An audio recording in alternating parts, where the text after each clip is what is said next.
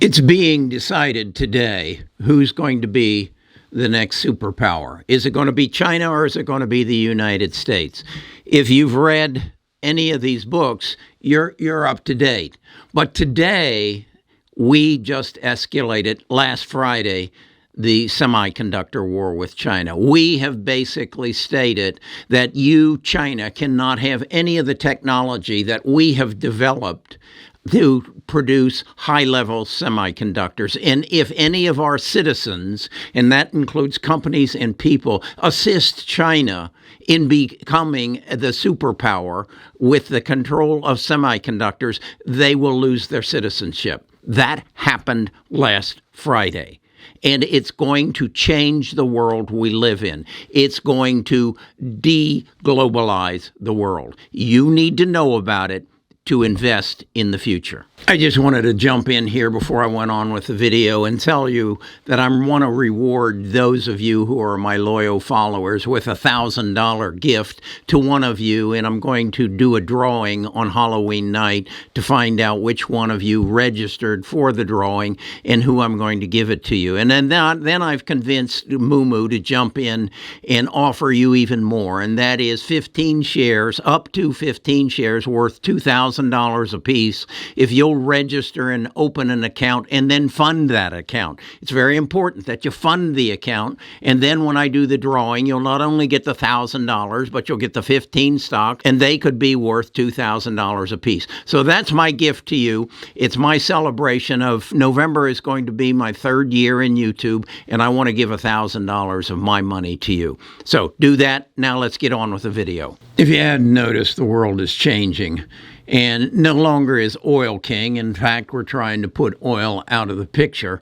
But semiconductors are becoming the king. And the ability to master the high-level semiconductors is going to basically determine who is the superpower in the world. They are going to be the ones who are going to be able to gather all the data the quickest and then slice it and dice it in such a form that you have the power to manage the world. And in the past decade, we have developed, we meaning the United States, the dominance in the semiconductor world, but we have then been shipping it over to China to be put into our devices, to put it into our phones, into our computers, into our cars. We have depended on other people to take the knowledge we've created at Qualcomm, at NVIDIA, at Advanced Micro Devices, and we've partnered then with China to create the products to take advantage of these semiconductors. Now, in the past, China has been able to master the development of semiconductors to go into your toaster to tell when your bread is done and pop it up, provide the Internet of Things for us. But the chips that are used in our computers, in our cars, these are mid-level to high-level. And that is all basically designed in the United States. And a big portion of them are made in the United States, but then they're shipped to China and put into the devices that we use, the electronic devices, the iPhones, the Samsung phones, the cars. And we just last Friday, that was October the 14th, 2022, the government, Joe Biden, signed a bill that said American citizens are no longer allowed to assist China in dominating in the advanced semiconductor field. What does that mean? Well, if you will look at many Chinese companies who are in the computer field or in the semiconductor field, they're going to have names that sound Chinese, and then in their documents or on their websites, they're going to tell you they are U.S. citizens. Well, back 10, 15, 20 years ago, every Chinese individual who was extreme intelligence was trying to make his way to Silicon Valley. So he came over to Silicon Valley. He probably got his education in the United States, went to work for a major company, maybe Google, maybe Advanced Micro Devices.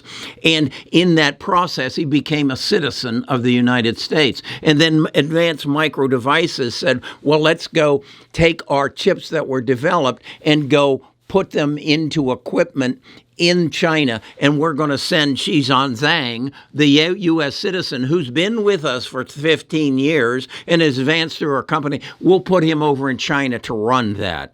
Well, right now, Xizhan, whatever his name is, was notified last Friday he has to stop working for that company or lose his citizenship. The same is true for Advanced Micro Devices. They cannot assist China in developing anything that involves a mid-level or a high-level semiconductor, because our government has recognized this is who's going to become the next superpower. Whoever controls that element of the advancement in semiconductors. So we are basically going to shut down the technology industry of China. So what does that mean to you as an investor? Well, where do you think these advanced semiconductors are going to be used in the future? Do you think they may be used as part of the navigation system for the autonomous cars that we see in our future? Could that be Tesla? Could that be NIO? Could that be General Motors cars? 50% of General Motors cars are manufactured and sold in China. 50% of all the Teslas that are sold and manufactured are manufactured in Shanghai. So could that affect your stock? Could that affect your stock portfolio if this actually happens? Are you familiar with a Dutch company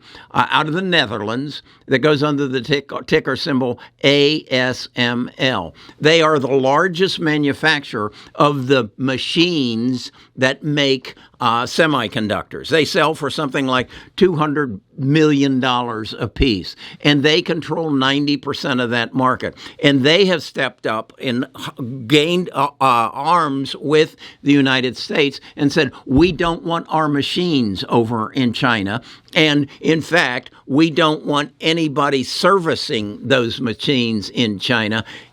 We want to take them out of the advanced semiconductor business. Why do they want to do that? Well, if you haven't read this book, The Long Game and China's Grand Strategy to Displace the American Order. If you haven't read that, you don't understand this. In here, we learned that Xi Jinping has stated by 2042, he will dominate the United States, both militarily, economically, and culturally. So they want to put us into a second position. In order to achieve that, they have to dominate the semiconductor world. In order for us to stop them from achieving this, we have to take that away. So as of Friday, there are 43 executives in China who were told you will lose your citizenship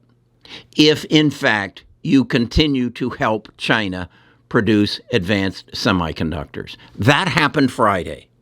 If the world doesn't know this, because the world doesn't read the Wall Street Journal and it doesn't tune into the real channels of the world. So you need to get out of your China stocks. You need to recognize the United States is already at war with China for survival.